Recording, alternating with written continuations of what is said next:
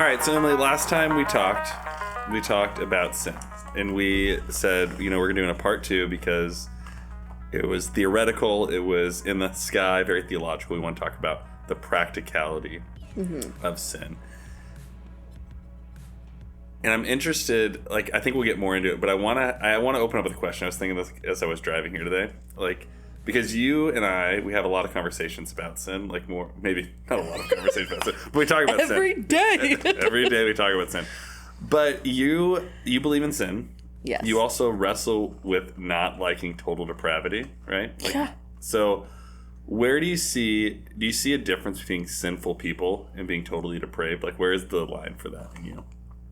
I mean, yeah, I think totally depraved is everything about you. Okay. Rewind. I wrestle with the total depravity as I understood it growing up, which was that there's nothing good about Emily. Right. That is not the gospel, and that I don't think is sin, and I actually think that gets you nowhere, because then I have no vision for then of what I could be. Sure. Because if I'm just all bad, then I'm like, well, yeah, of course I'm going to do all this stuff, right? But for me, still believing in sin is saying, I still see in the world that there is so much brokenness, and I still see in myself so many ways that I, whether intentionally or not, harm people with my words or my actions, and I think that is sinful.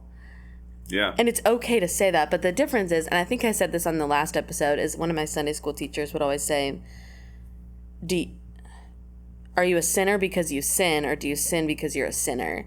And so, and she would say, you sin because you're a sinner. That's your identity, and so of course you're going to do that. Yeah. And I wonder, I think I like her first option more of you're a sinner because that's something that you do, but it's not this outpouring of who you are. Yeah. I guess that would be the difference. It's an identity claim thing. Yeah. Which I know we talked about last time. Yeah, we talked a little about that. And so we'll probably name this episode Sin Management, because we're talking about how you manage sin, right? Well, I mean, that you were so I appreciate that we're doing this podcast together, because I could stay theoretical forever, and you're are we going to do anything about this? And why would you ask me that? I'm sure. But yeah, you talked about, you were so this episode should be about sin management. And I was I don't want to talk about that. Yeah.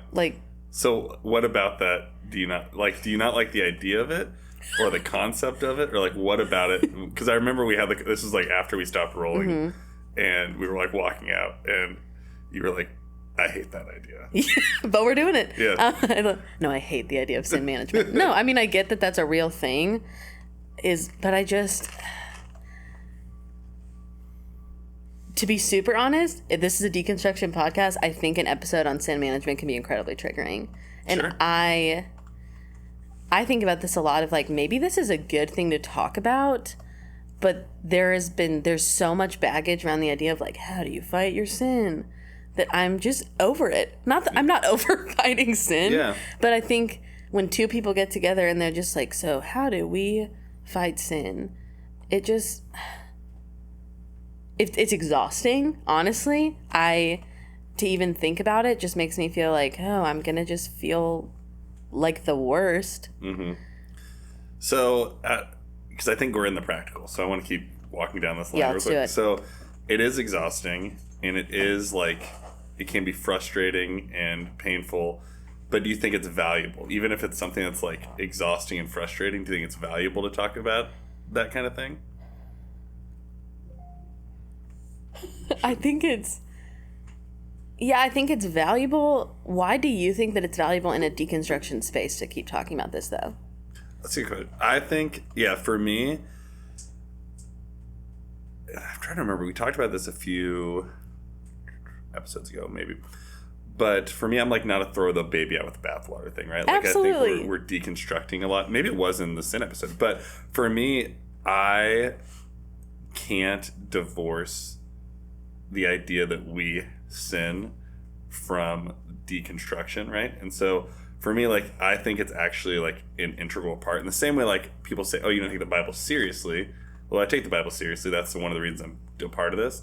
I also think I'm sinful, or I sin. And so like I have to keep those things together and to like remove them. I guess for me, I've seen people completely remove sin out of the equation, and really what they're deconstructing to, and this is going to sound like one of the people that you quoted early on about the tweet you hated, but it feels like we're doing it to make ourselves feel better rather than to like get to a place of knowing Jesus better. And so I don't know, like I think sin is such a prevalent part of our lives that I find it valuable to talk about, because it's the thing that can pull us the furthest away from Jesus. And if we don't talk about it, then I think we're just avoiding like the big elephant in the room. Yes, and I think I get what you're saying. I'm not about throwing out the baby with the bathwater, but it's hard to hold those intention in a space where we're processing deconstruction, because there are a lot of people saying that deconstruction is sinful. Yeah. So how do we acknowledge in a space where we're processing deconstructing, we're sinful and we're deconstructing, but we're not saying that one causes the other? Yeah, I think that's a really I would have never made that connection, the correlation. Like, just because we sin, right? Yeah. And we're also deconstructing. The act of deconstructing isn't sinful. And so, but for someone like you, you've probably heard that before, right? Like, what you're doing is sinful. And so I think maybe that's what makes it more important for me to talk about sin, is like we're creating a better rubric for what is sinful and saying like this process isn't a part of that. But there are things that we like, and this this is maybe not funny or not, but I was thinking about something like sinful. So I go through the podcast every week, and like I go through the podcast, right? Yeah. And I pull out clips that we're gonna put on TikTok, and this is sinful. Every time I go through it, I'm like, I'm so pissed that there's more good clips of Emily than there are of Danny. That's a sinful thing, right? There's like some part of me that like wishes. Why is that sinful? Because I'm prideful. Because I want to see myself put up more. You know what I mean? And so like I go through the clips and I'm like, oh, this is such a bummer that like I don't have that many good things to say. But what I should be saying is like, oh, it's awesome that Emily is like rocking it out in this. Does that make sense? Like, so for me to go through this, like I'm wrestling with my own pride of being like, I want to be the front man of this thing.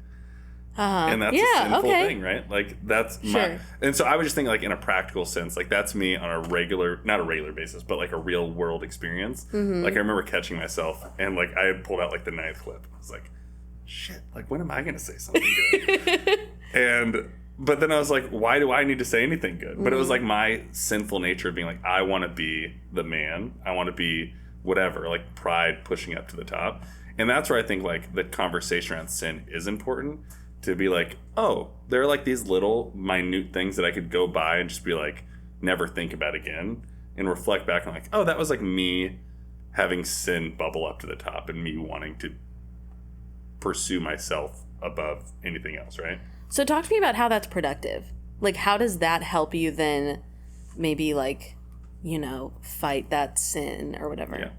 I don't know about fight, but I'll go with the productive thing. It's productive because it got me to the point of what we're doing, right? Like, why are we doing this podcast? Yeah. It has nothing to do with me. It has to do with us processing something for the help of other people. And so, like, in that moment, I was purely only thinking about myself. And I think I said this last week, like, what I believe sin to be is it tears us apart from God and from one another. And in that moment, like, I was pulling myself apart from other people and from God. And for me in that moment to, like, reflect on that was helpful. And then in the terms of other things, like, it's just an awareness to say, like, am I actually seeing every action, every moment, every conversation? Am I thinking about that in terms of, like, is it pulling people up or pulling people down? And so, I don't know. Like, for me, it's a self-awareness thing and a practice thing. Okay, yeah. I like that. I think for me, who maybe has more of, like, a schema towards shame, I don't think I could have that moment and not be like, Emily is the worst. I'm not saying that's right or good. I think maybe I come in with, I don't know, more sensitivities maybe to this topic because it so quickly becomes like, and you said, I'm prideful. You made an identity statement. Yeah. When you talked about that moment that you had where you caught yourself. Yeah. I'm all about catching ourselves with things and being like, or just interrupting maybe our thought process that isn't helpful or that pulls us away from God or each other. Yeah. But I think the problem is I think the actual work of deconstruction is saying, okay, but that doesn't say anything about who I am. Yeah. Yeah, I think we talked about this last week, right? Like, or I said the idea of like the grace house and you're going through the rooms and you're exploring your sin. Like, that's what I see it to be. Like, it's not defining my identity, but it's me exploring these areas and becoming way more self-aware to those things. And I think that's my biggest fear in the avoidance of the sin conversation is we're actually just like ostriches putting our heads in the ground and we're avoiding the act of being self-aware about where our sin is because it makes us feel a certain way. And I think that's where I wish we would be more engaged in the conversation because it's like it shouldn't be a thing that's going to make us feel crappy or shameful, but it's actually something I think should be drawing us closer to God because we're becoming more aware of the areas that we're naturally pulling ourselves away. Yeah, and so I actually want to go back to your definition of sin. I was thinking about this as you were talking. If like, I think maybe this isn't your experience. I would say like growing up and hearing about sin, I wasn't really told any of the reasons why. I was just like, this is the rules. And I think it's so interesting. Like, I'm assuming that if you tell like one of your kids like, don't touch the stove, you don't just say like, because I said so. Like maybe, or maybe you do. That's what I said. I give them no context. Or maybe you say like, oh, this is harmful. And I think, and this will like hurt you. This is actually because I love you and care about you. And it's a loving thing for me to create this rule and this boundary. Yeah. But I think sometimes when we talk about sin, we don't go there. Like, I think sometimes we're just like, yeah, it hurts God's feelings. I'm like, okay. So God just is up there and gets annoyed. I don't really care. Yeah, Sorry, we talked about that last week. I think like, it's the idea that like God is this immature teenager that's feelings are hurt all the time is not right. But like I think about like my 13-month-old daughter, right? Like she got up on a table this morning, like she like was like trying to get out of this like, used tables to make playpens, and she's now tall enough to get on it. And we were like, no, don't do that, right? And she's 13 months old, so she doesn't like speak great English at this point. But we like when we pulled her down from her, we weren't like saying like, hey, don't do this because you shouldn't do this. We tried to like explain and talk and like the best you can to an infant. And I think that's what you're saying. And I think what the whole process should be, it's like we don't do this because someone just it'll hurt their feelings, they don't want them to, there's no context. Like we try to talk about sin and avoid sin and engage with God in that conversation because God sees a bigger picture that maybe we don't see and wants the best for us. And I think that's the whole hope of this conversation is like realizing like there are boundaries, there are things that we should try to avoid, things that don't edify us and make us more like the people we were created to be, and trying to avoid those things, not because it bums God out, but because it actually is destructive to us. And like that's where I think the other part of sin is like going back to even my thing of like my pride, like being prideful, that's a destructive cycle that if I allowed that to exist, it would be destructive to myself, destructive to our relationship, to it would have so many spider legs. And I think that's the thing to realize about sin too. It's like there's a destruction to it, and it's not just like it hurts God's feelings. So did you always have that view of sin, or like, I guess I want to know, like, if not, how did you get to this definition of sin, and how has that changed maybe your like quote unquote sin management process? Yeah. Or maybe you're like, I've been killing it since day one. That's exactly how I thought of sin every day. Yeah, I was out the womb. You guys, you were like, yeah, hey guys. That's good. I don't know. I have to think like you talked about like being in like kind of a shameful understanding of things, right? I think for me up through college, like I felt pretty terrible all the time, like because my understanding of sin was much more based in shame. Like I was really nervous for a long time, like that I was going to go to hell. Like that was pretty much the only reason I was a Christian. I remember I worked at a sleepaway camp, and I think like someone came in my room, like shook my bed to like make sure I was there and didn't sneak out. But like there was like a thunderstorm happening, and I remember like waking up and I didn't see them, and like I couldn't see anyone in their beds, and I thought everyone got raptured and I was the only one left behind. And so like, and that movie was like really hot at that time in the book. And so for me, like I was always nervous about trying not to sin and trying to be the best I could, only because I didn't want to go to hell, and only because I didn't want to be left behind, and only because like the amount of shame that was built up in me. And then one day I felt like it kind of turned, and I was just like, this seems to not be like, if the whole point of faith is to not go to hell, then that's a bummer of a way to live life. But if the whole point of what we're doing is to live in abundance and joy with God and to live in like paradise, that's a different thing, right? Like for me, it wasn't trying to strive for paradise. It was only trying to avoid hell.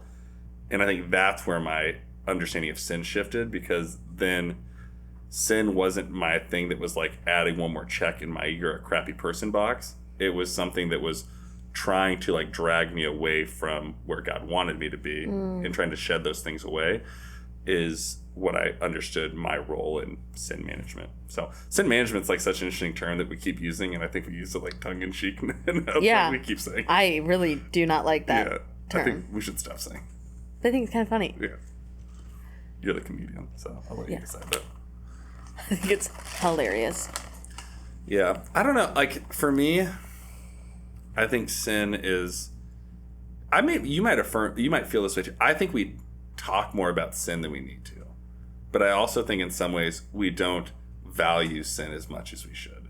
I think it's both sides of the coin. Like, I think we talk about it all the time, and it like gets... I'm like, guys, just let up. Like, I worked in churches where it was like fire and brimstone. It's like absolutely too much. But then I'm also like, I've been in places where it's like we don't even acknowledge that sin exists, and there has to be some middle ground between fire and brimstone and like bubblegum and rainbows. This, you made me think about like we don't value sin enough. You know the hymn, "It Is Well With My Soul." I do. You do. The line of the second verse is, "My sin, oh the bliss of this glorious thought," and then it says like, "Not in part, but the whole is nailed to the cross." But every time I sing that, I'm like, it seems like we're being like, oh man, like the bliss of thinking about sin. The bliss of it. Just freaking love it. Yeah. But like, I forgot what you were saying. I don't know. Were saying, is there might be bliss in thinking about our sinfulness. That actually might be true. You don't think so? No. I think if I'm feeling, I don't know if I think this, but this is what came to my mind. Yeah. If I'm feeling bliss about my sin, then I'm so lost in my sin that I can't see that it's harming me and others. But I think, so okay. I remember what I was going to bring up. How we would say, like, this is our little cue, this is the gospel. We would say, you're more sinful than you ever dared believe, and you're more loved than you ever dared hope. That feels like sin is just as big of a deal in the gospel. And they would say, like, you can't love God if you don't know your sin. So is that what you're getting at when you're saying, like, thinking about sin is bliss? Because to me, that just makes me think, dang, and I get that I'm, like, not worthy, I guess, but, like, just makes me feel like crap, Danny. Yeah. Well, and I don't think we should feel like crap, but I think about like the book of Leviticus. Yeah. Which is like the place where people start reading the Bible, and they're like then they go to die there. Like they stop reading there. But like this is an overgeneralization of that book, but that book in a lot of ways is telling us how much God loves us and how much we are not like God, right? Like that we aren't, like, God isn't just like this person that we can be like. There is an otherness to God. And I think, so when I say like there might be a blissfulness in understanding our sin, it's understanding like we are not yet like God, but that we are in a state right now where we are sinful. And there's bliss in knowing the role we play and the place that we occupy. But there's also bliss in understanding like what Jesus did on our behalf, and that God is trying to reconcile us back to him in that process. And so I find that there's something freeing in understanding, like, I'm not a perfect person. Yeah, that's a good point, because if I didn't believe in sin, then I would just be like, am I the only one who is losing my mind and doing some really bad stuff? Like, I always remember, I think I maybe said this in the last episode, but when Paul says, I do not do the thing that I want, I do the very thing that I hate. The first time I read that, I was like, thank you. I was like, someone gets it. Like, I think that is maybe a blissful area of thinking about sin. Yeah. I just feel like it's a slippery slope. The slippery slope. The slippery slope. Did you have that poster growing up? I didn't, no. Okay, well. Yeah. I don't know that we were more practical or not. I don't know if we got, I think. Yeah, I don't know either. Well, so we didn't talk about I don't want this to be a how to fight sin episode. Yeah. Because I feel like that's how you make sin practical. Yeah. Or how to sin. That's another We could do a How to Sin episode. Part 3. How to Sin. Part 3. What sounds good? Here's some options. I think so. I would like if you. I've gone away from this actually in the last couple episodes, but from your perspective, like if you were going to talk to someone, and I know you don't like the term sin management, you don't like the idea of it, but if you were going to encourage someone in deconstruction to understand and maybe embrace sin, even if it makes you uncomfortable, what would be your word of encouragement for someone that's like, maybe in a place where like they do want to throw the baby out with the bathwater, or the place where they're like, I'm like just neck deep in shame. Like, what would be your conversation encouragement word to someone as they're trying to understand the relationship between faith, sin, and deconstruction? Okay, I want to say one thing and then I'm going to answer your question. Sure. Okay, so thinking about throwing the baby out with the bathwater, you want to know what drives me bonkers is when people maybe who deconstruct and then they go toward what I guess, like, I don't know, evangelicals would say, like, oh, you went toward a sinful life. I just believe so strongly that people do not deconstruct in order to sin. That is so annoying to me when people are like, I thought you just wanted to have sex, so you just deconstructed. I'm like, it's not. Honestly, it's not worth it. Just have sex. Like, if you, I'm sorry, but like, deconstruction is a hard journey. Yeah. So what I mean by that though is I think sometimes that happens not because that's why people deconstructed, but when you start to say, oh, maybe who I trusted can't be trusted about these things that I've heard. Well, what else can't be trusted? Yeah. So I think it's more of a byproduct than the reason, and I just really needed to say that. No, I think that's good, and I think even in what you said, like I think, and maybe this is where we wanted to go initially, but like, well, I would be nervous to use it, but I think defining like what is sinful is also like to be like, hey, like I think it's a cop out for people that are highly religious, even whatever you want to say, to be like, you're doing this so that you can go do this sin. Yeah. Because it's creating such a unfair and shrunken view of what that person is in this process for. And then the church has absolutely no responsibility. Yeah, right. What a freaking cop-out. Sorry. It's a cop-out. And I think it's, yeah. And it's also just like, it's not only shrinking the person's process in deconstruction, but I think it's shrinking the wholeness of the gospel to be like, you're just doing this so that you can do this one thing. Also, if we're going with sex specifically, that to me is a continuation of purity culture. That Christianity is so obsessed with sex that you're even making deconstruction about sex when no one else is making it about that. Yeah. I'm sorry, I could go off. We could do a whole Maybe we will. series on the unhealthy relationship between the church and its view on sex in general. Yeah. Okay, but I'll answer your question now. Because I'll just get more mad. Get more mad. Get more mad. Danny's Enneagram 8 is like, please get more mad. I guess what I would say is, I'll speak to my own experience. Sure. When my definition of sin changed from hurting God's feelings to taking me away from God and from others, and not only that, but me not living in my truest self. When I thought my truest self was total depravity, I was like, when I sinned, I was like, freaking, of course, right? But when I started to have this image of like, man, I am not there yet, but I believe that I am being sanctified and that I am growing and changing, and one day I will be fully renewed in the new heavens and the new earth. So when I am fighting sin, I am living into who Emily actually is. I know that feels abstract, but that feels very tangible to me in a sense that now sin management isn't me managing my most natural self. It's actually me shedding what's not the truest thing about me. And that is such a game changer to me, to say, I mean, I bear the image of God, and I today bear the image of glorified Emily. Yeah. And so if I'm fighting sin and I'm saying, man, this thing, if I'm catching myself saying, I don't want to do this thing that's pulling me away from God and other people, man, that is me living into the truest thing about me. And I'm sorry if that didn't answer your question. No, it did. I'll tell you that I thought your answer was so good. I like fought my, like, I wanted to fist bump you because I thought it was so good. Aw. So, good job.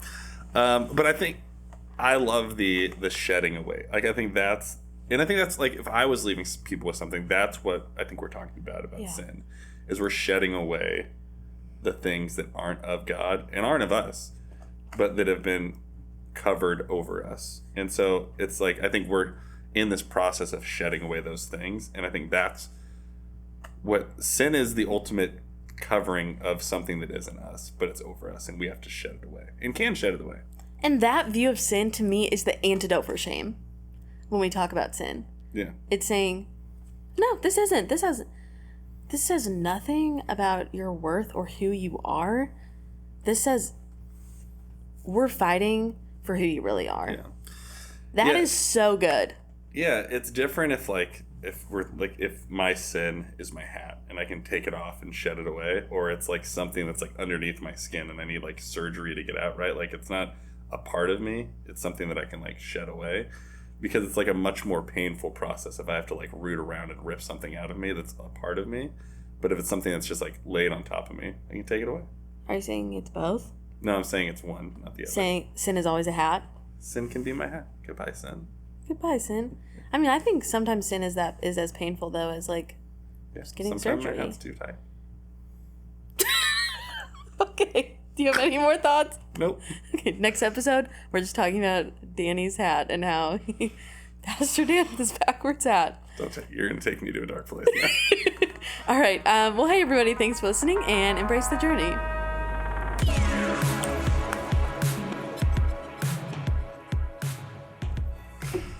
Why would you do that to me? I'm sorry. Does that bother you?